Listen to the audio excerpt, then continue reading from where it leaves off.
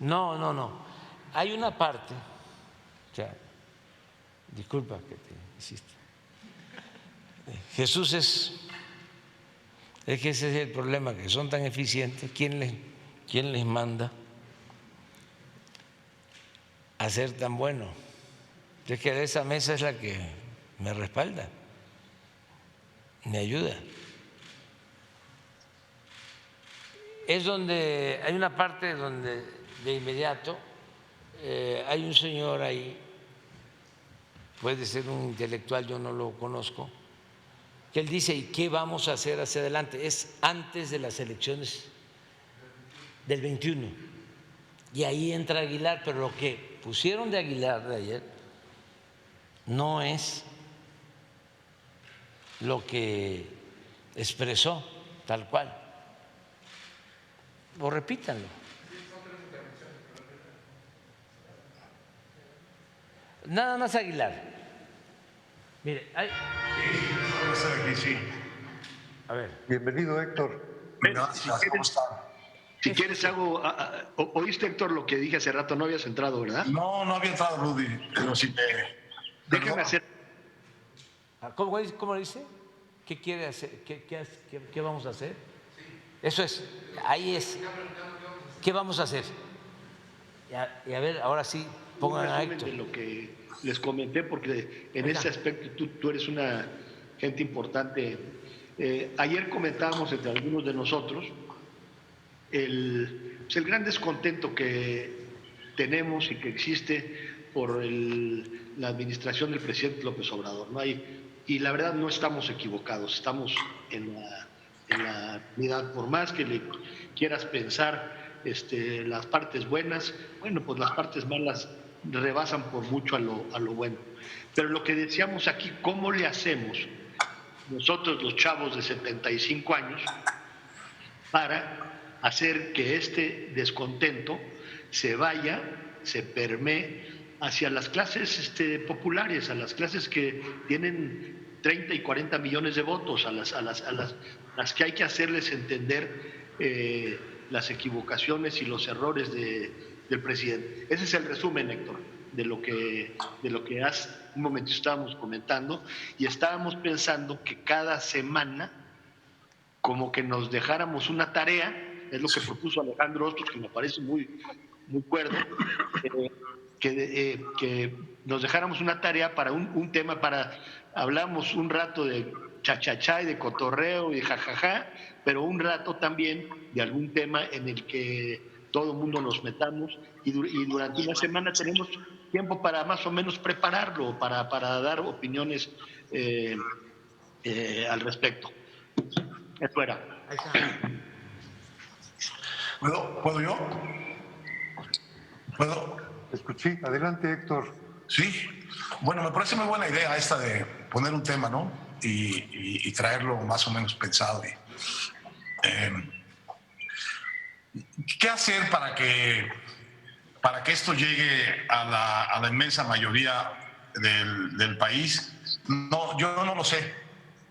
Lo que sí sé es esto, que este gobierno tiene totalmente perdido el pleito en lo que durante la época de Fox se llamaba el círculo rojo. Lo tiene totalmente perdido. A ver, párale. Es interesante eso.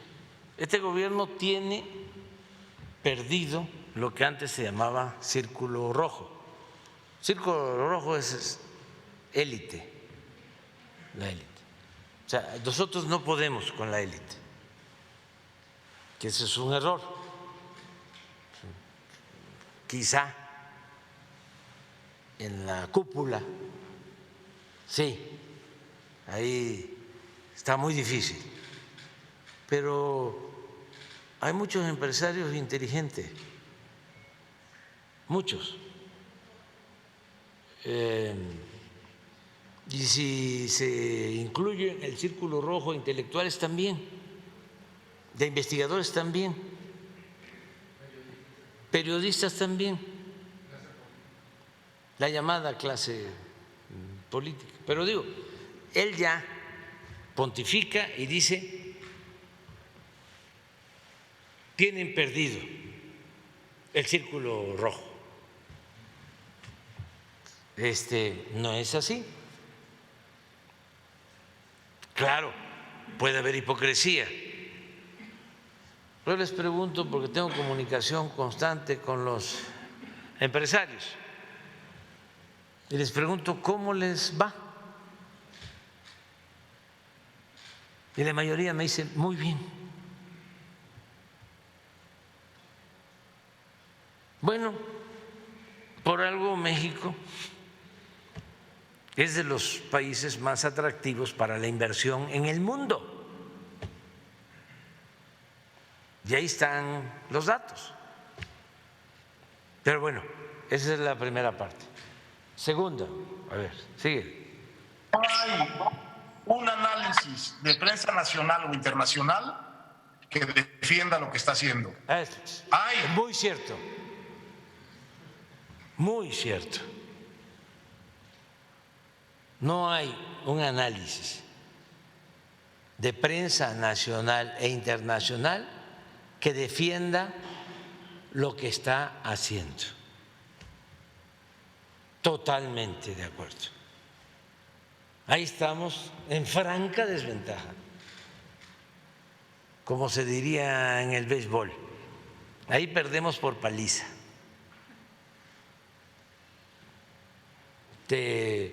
Lo hemos dicho aquí, de 95 comentarios, no, de 98, digo de 100 comentarios, 98 en contra, 2 a favor. Y es en México y en el extranjero. Es Washington Post, el New York Times. Ahora con la marcha, todos ellos, la gran prensa mundial. Eso es cierto, ¿eh? Síguele.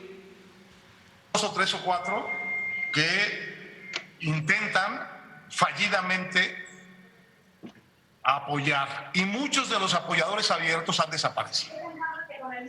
Bueno, ¿esto qué quiere decir? Esto quiere decir que fatalmente, por los caminos más complejos que puedan imaginar o por los más simples, eso que está en el círculo rojo, tarde o temprano se vuelve lugar común en el círculo verde.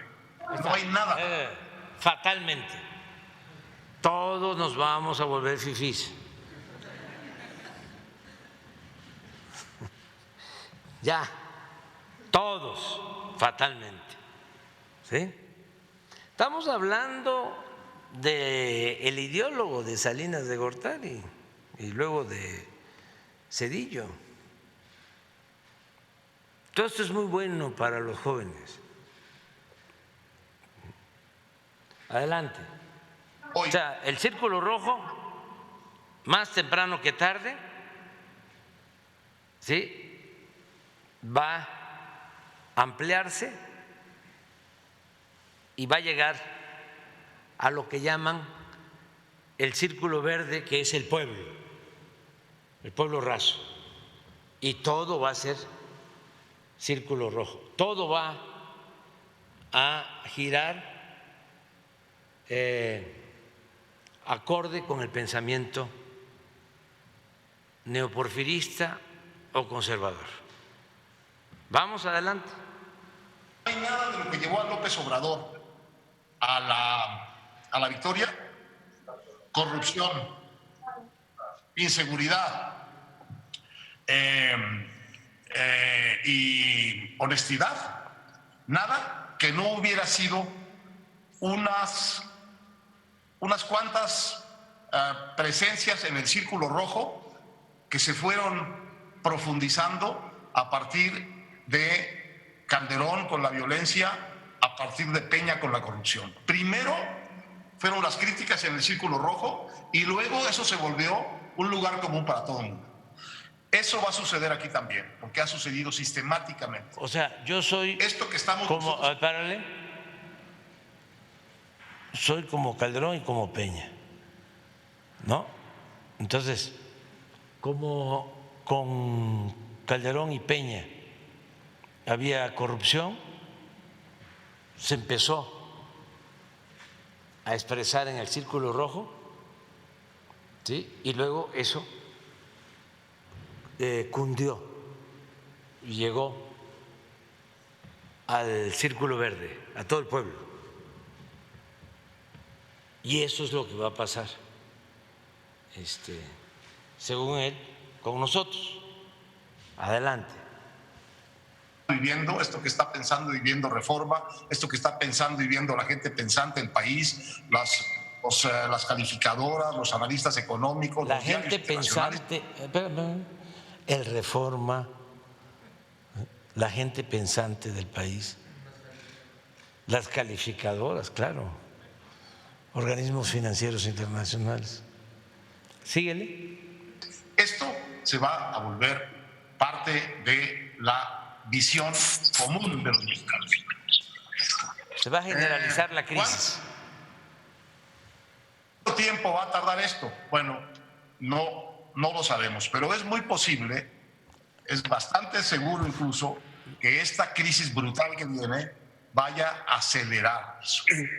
Lo vaya a acelerar de una manera extraordinaria, en el sentido de que va a haber una enorme cantidad de gente necesitando cosas del gobierno sin que el gobierno voltee a verlas. Lo estamos viendo ya. El gobierno no voltea a ver a los que han perdido empleo e ingreso en estos 2 meses. Está viendo solo a sus clientelas que ya tenían su dinerito que les da. ¿Quién sabe cuánto les da y cuánto les llega? Pero a los únicos que ve es a él. Y ahí está el pronóstico, ¿no? No va a tardar. ¿Esto cuándo fue? Esto fue como a finales del 20. Sí. 6 a 23 de mayo del 20 a las 12. 23 de mayo del 20. ¿A cómo estamos ahora? Hace 2 años. Ya tardamos, ya no se le cumplió su pronóstico, pero síguele. Entonces, el tema es cómo se organiza esto políticamente para que tenga una consecuencia en quitarle poder. Porque mientras no le quitemos poder, realmente la cosa no va a mejorar desde el punto de vista de nuestra presencia como ciudadanos. Bueno, yo creo que no hay más que caminos institucionales para esto y que hay que confiar en eso, porque mi idea es que si la democracia lo trajo a López Obrador, la democracia es la que lo debe de moderar. Y esto pasa por las instituciones y pasa por 2 instituciones fundamentales. Una es la Suprema Corte de Justicia de la Nación. Yo les aconsejaría no dar por vencida a la Corte ni por capturada a la Corte. El escándalo de inconstitucionalidad de este gobierno no lo habíamos visto nunca. Todas y cada una de las leyes que este gobierno ha puesto, las importantes, están bajo querella constitucional. Todas y cada una, todas. La ley de remuneraciones, la ley de administración pública, la ley de Guardia Nacional, la ley de... Todas, es cierto, ¿eh? La ley de remuneración, ¿qué es la ley de remuneración? ¿Sí? Que se cumpla con el artículo 127 de que nadie gane más que el presidente de la República. Pero fue impugnada en el Poder Judicial y hubo amparos, y por eso hay quienes ganan más que el presidente. Y así muchas otras. La eléctrica, y tiene razón en lo que está planteando. Y se ha convertido en una barrera para la transformación hasta cierto punto el Poder Judicial. Nada más recuerden cuántos amparos se presentaron para que no construyéramos el aeropuerto Felipe Ángeles. ¿Cuántos amparos para que no construyéramos el Tren Maya. ¿Cuántos amparos para que la Guardia Nacional no se constituya ni dependa de las Fuerzas Armadas? O sea, ahí no ha sido fácil. Ustedes saben que son 11 ministros. Cuando hay una controversia constitucional, cuando se declara que una ley es inconstitucional, hay que acudir a la Corte. Y para declarar inconstitucional la ley, se requieren mayoría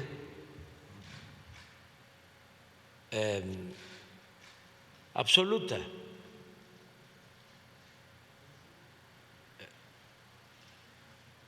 No solo mayoría simple de los ministros, igual que en el Congreso.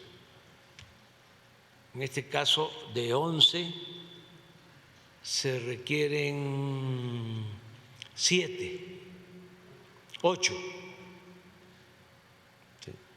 Afortunadamente, en todas las controversias hubo una muy importante, la eléctrica, que no pudieron declararla inconstitucional porque era la defensa de las empresas extranjeras y salió adelante. Y así tenemos otras, pero es cierto. Es decir, a ver, ¿cómo lo paramos? Con el Poder Judicial. Adelante. La fuerza, la ley de extinción de dominio, todas. Y sus obras, la cancelación del Naim y la creación del Santa Lucía, hay amparos contra ellas. Entonces, hay un trabajo que hacer muy serio con la Suprema Corte de Justicia, con los 11 ministros, porque no solo es que estén sujetas a querellas constitucionales estas leyes del presidente, sino que son groseramente anticonstitucionales. De manera que ningún ministro, ningún abogado con un mínimo pundonor puede aprobar eso y argumentar quién sabe qué para decir que eso es constitucional. Para decir que la ley de extinción de dominio, que te puede llevar a la cárcel porque sospechen que tu patrimonio es ilícito o viene de un negocio ilícito, por sospecha, te puedan meter a la cárcel sin derecho a fianza. Eso es directo contra las garantías individuales de la Constitución. Sí, o sea, les cuento la historia y él la sabe bien. Cuando Salinas se consideraba delito grave la corrupción, estaba en el Código Penal, entonces lo reformaron y dejó de ser delito grave la corrupción. De Salinas hasta que llegamos.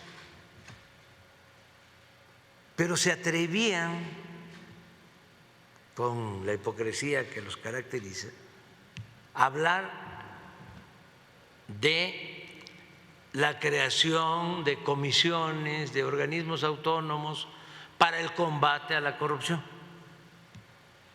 cuando no estaba tipificado como delito.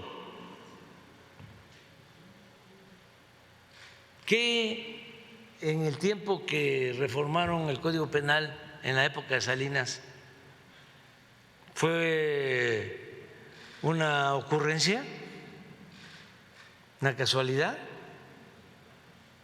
Entonces, ¿cómo ahora vas a ver cárcel para corruptos? Adelante. Una de las cosas. Está buenísimo. Hay un pleito institucional que dar en la Suprema Corte Y no es un pleito que se da en parte en la prensa, pero se da sobre todo en corto con esos ministros, llevándoles la voz de la sociedad que está y debería estar realmente asustada y alarmada con la barbaridad constitucional o inconstitucional en que vivimos hoy los mexicanos.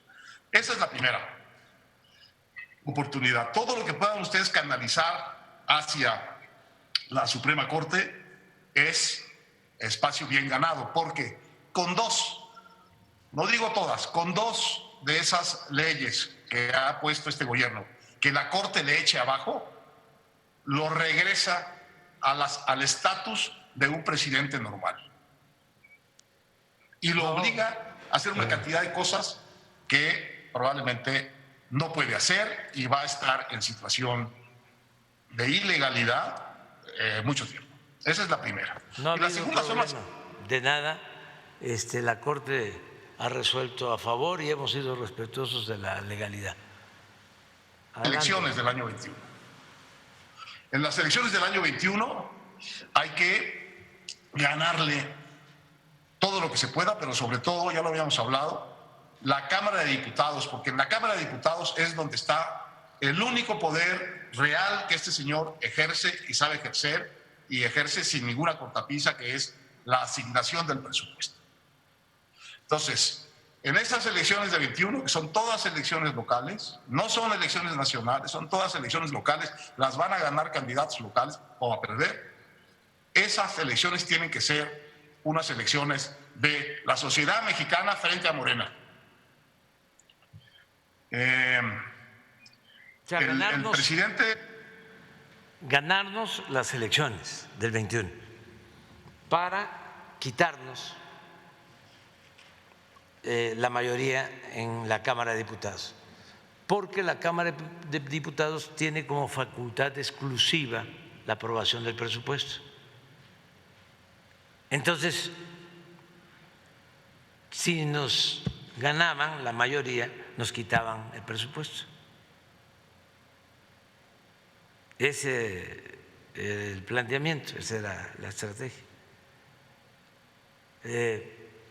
Imagínense ustedes a una gente, a una familia de un pueblo que le está llegando lo que antes no recibía, porque estos se robaban el presupuesto. Héctor era atendido más que bien, vivía y vive colmado de atenciones y de privilegios. Pues un intelectual orgánico, pues, de un gobierno autoritario y corrupto, pues es bien atendido. Entonces, imagínense que va a votar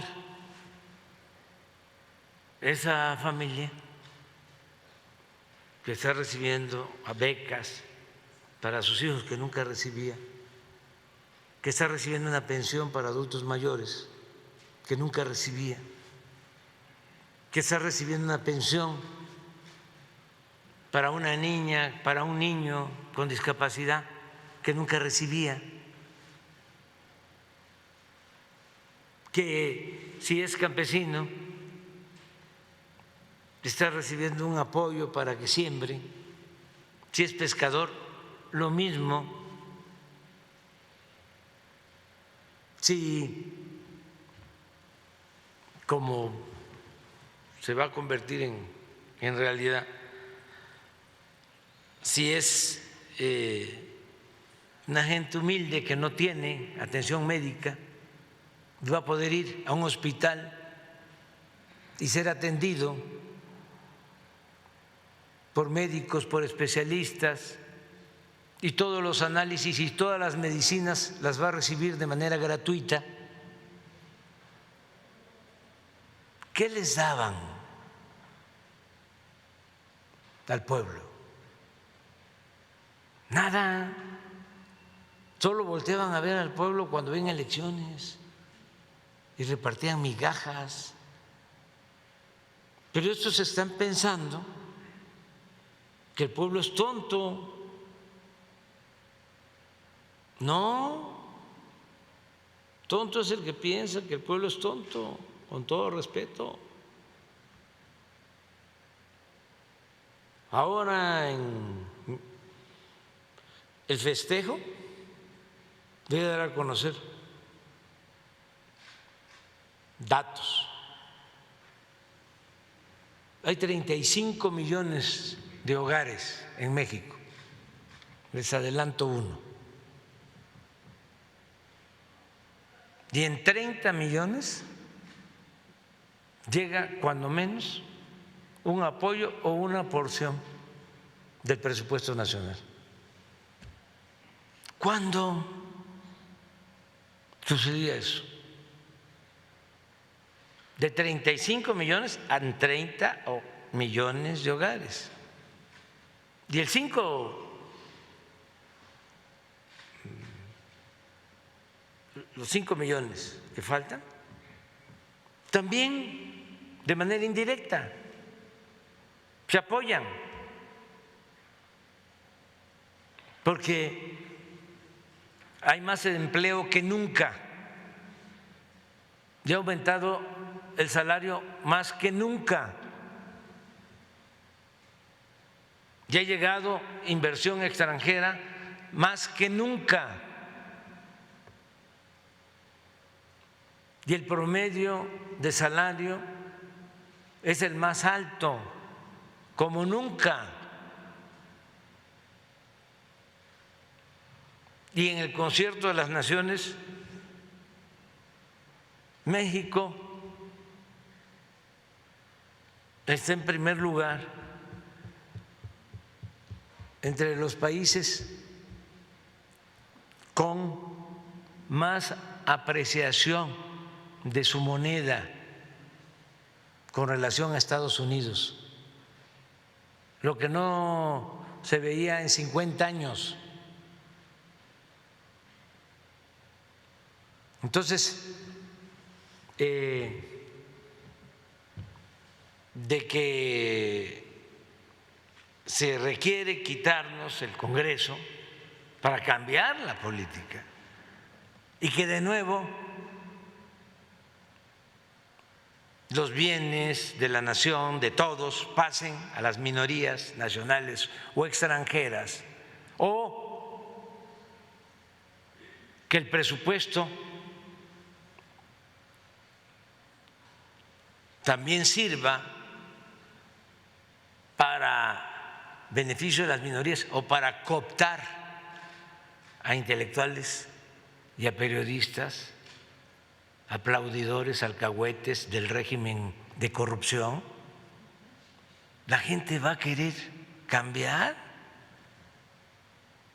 No, pero ya se probó, porque él hizo una apuesta de que íbamos a perder la mayoría en el Congreso en el 21. Síguele. Obrador está en una aceleración muy impresionante de sus decisiones respecto de su proyecto. Y cada vez vemos más claramente que su proyecto es realmente un proyecto, como dice uno de sus colaboradores cercanos, que no es un proyecto de transformación, es un proyecto de revolución. Entonces él quiere borrarlo todo y empezar de nuevo. Eso es un delirio, eso es imposible hacerlo ni a balazos. Ni las revoluciones violentas que han destruido un Estado han podido cambiarlo todo. Es imposible pensar que lo puedes cambiar dentro de la estructura de un régimen democrático, como a pesar de todo es el mexicano, porque solo... Eso es importantísimo. Esa era la apuesta, de que no íbamos a poder llevar a cabo una transformación de manera pacífica. Recuerdo que lo dije muchas veces y lo reafirmé en mi acto de cierre de campaña en el Estadio Azteca. Dije, esta va a ser una transformación como la independencia, como la reforma, como la revolución, nada más que pacífica, pero igual de profunda como fueron esas transformaciones, porque vamos a arrancar de raíz el régimen de corrupción, de injusticias y de privilegios, de manera pacífica. Y eso es lo que estamos logrando. Por eso, ¿cómo no vamos a celebrar el 4º año? Porque para él ni a balazos, no, si no se necesitan los balazos ni la violencia. Este es un movimiento que ha sido, es y seguirá siendo pacífico. ¿Y dónde está la fuerza?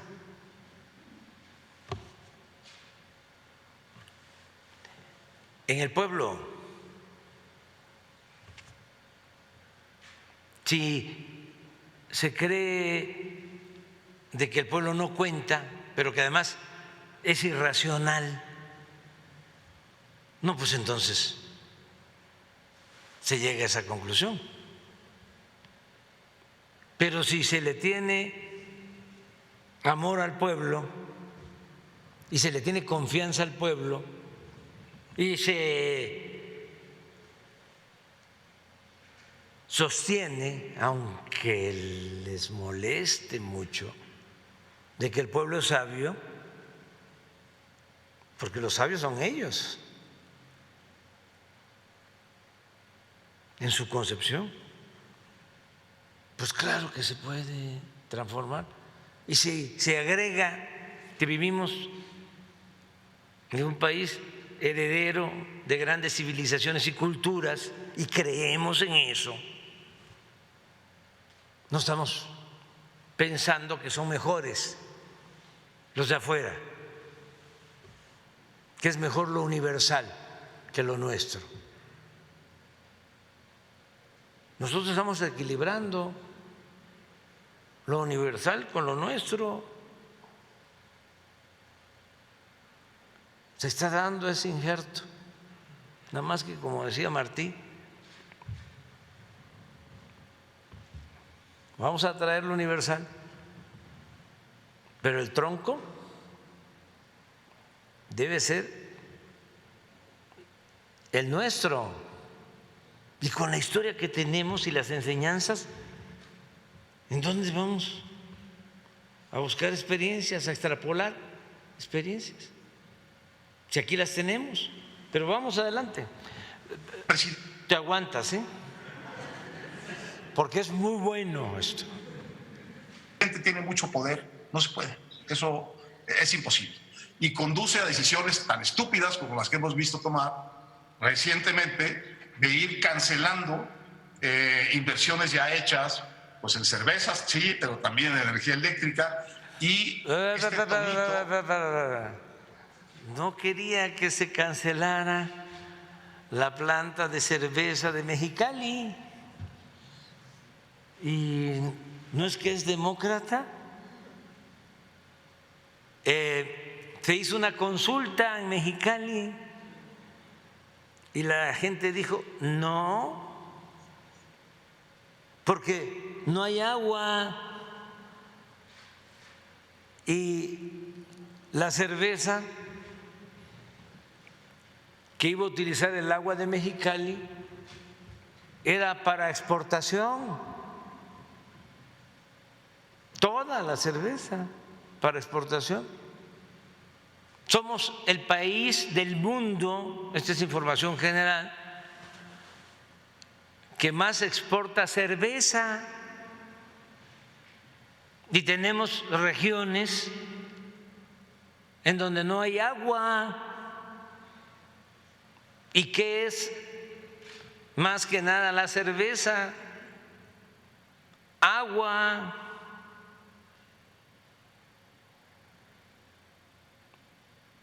Pero entonces, adelante. De que ahora, ¿qué es lo que vamos a hacer con los ricos? Bueno, espero que los ricos entiendan ya, a partir de este tonito y de estas decisiones, que la respuesta que dan las revoluciones a la pregunta ¿qué vamos a hacer con los ricos? Es muy simple y es siempre igual en todas. En la Revolución Francesa, en la soviética, en la china, en la mexicana, en todas. Primero los usas,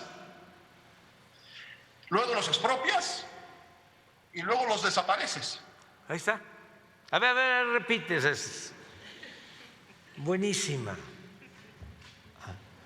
Fíjense la fórmula que se aplica en todos lados. ¿Qué hacemos con los ricos? A ver. Y luego los desapareces. No, antes. En la Revolución Francesa, en la soviética, en la china, en la mexicana, en todas.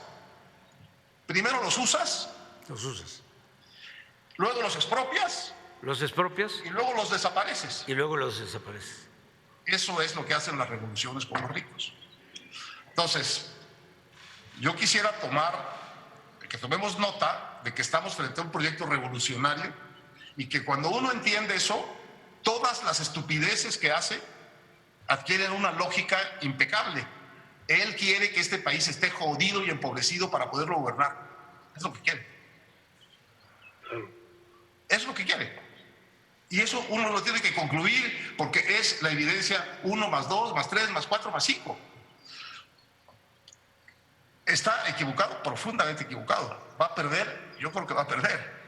Porque lo que eso va a hacer, eso sí que va a dividir a la sociedad y va a poner de un lado a ese gobierno con todos sus poderes y sus clientelas y del otro lado al resto de la sociedad.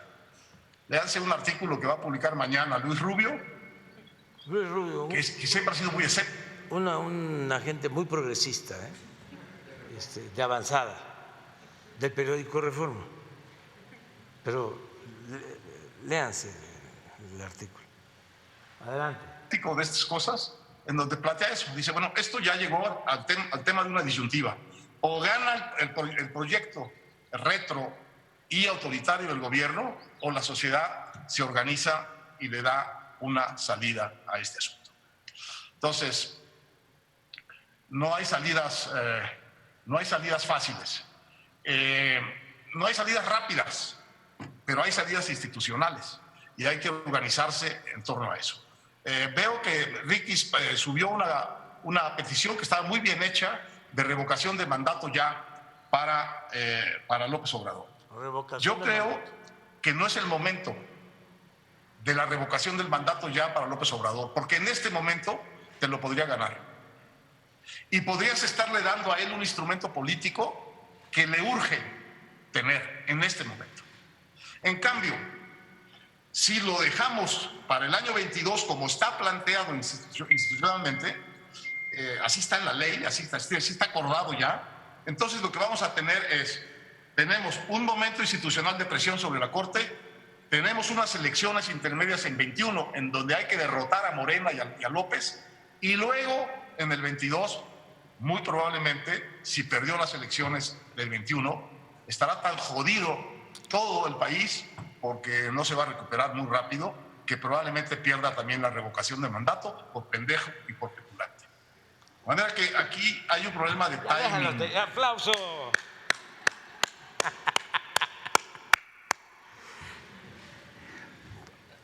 A eso es que se refieren, o sea, porque esa es su estrategia de ellos. Yo no estoy pensando, desde luego, en la reelección. Yo me retiro, me jubilo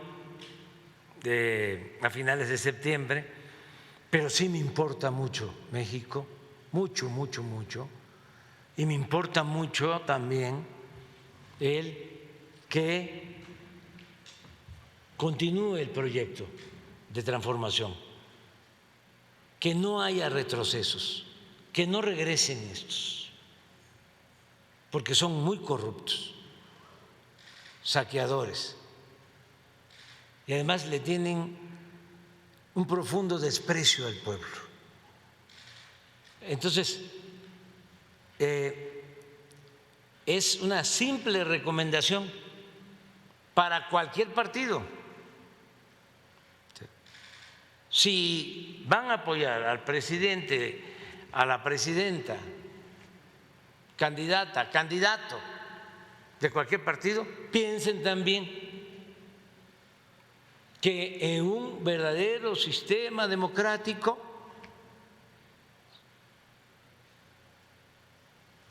existe el poder legislativo y existe el poder judicial, no solo el ejecutivo como era antes, de que el poder de los poderes era el ejecutivo. Entonces, sí se necesita,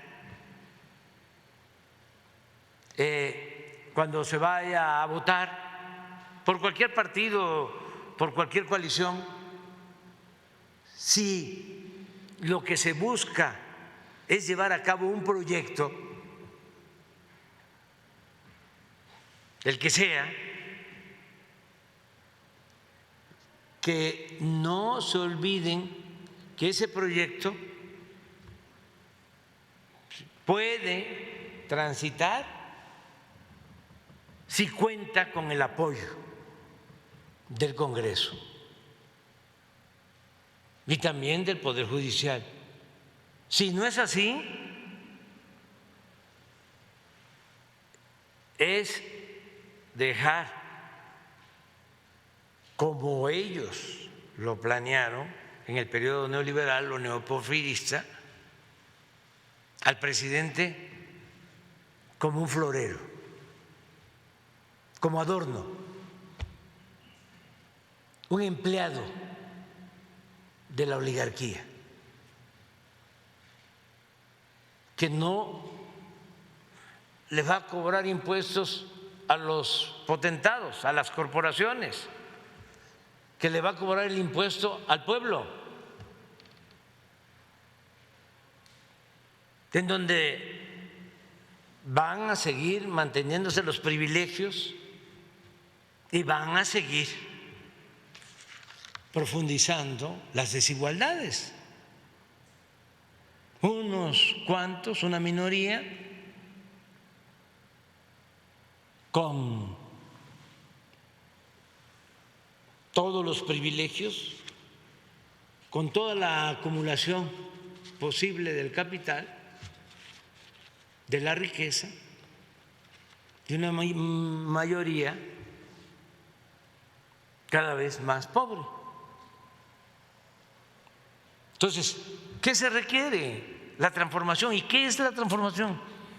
Pues tener un gobierno que garantice las libertades, que haga valer la democracia. ¿Qué es la democracia? Lo hemos dicho miles de veces, pero esa no es la concepción de ellos. Demos es pueblo, Kratos es poder, es el poder del pueblo. No, para ellos es Kratos sin demos, poder sin pueblo. Y la distribución del ingreso, la distribución de la riqueza. ¿Cómo vamos a vivir en un país con tanta necesidad, con tanta pobreza? Además, de manera injustificada, solo por la corrupción. ¿Y por qué de manera injustificada? Porque México es uno de los países con más recursos naturales del mundo. Nada más que por la corrupción, en vez de avanzar, se retrocedía y se beneficiaban unos cuantos. Una mafia de poder.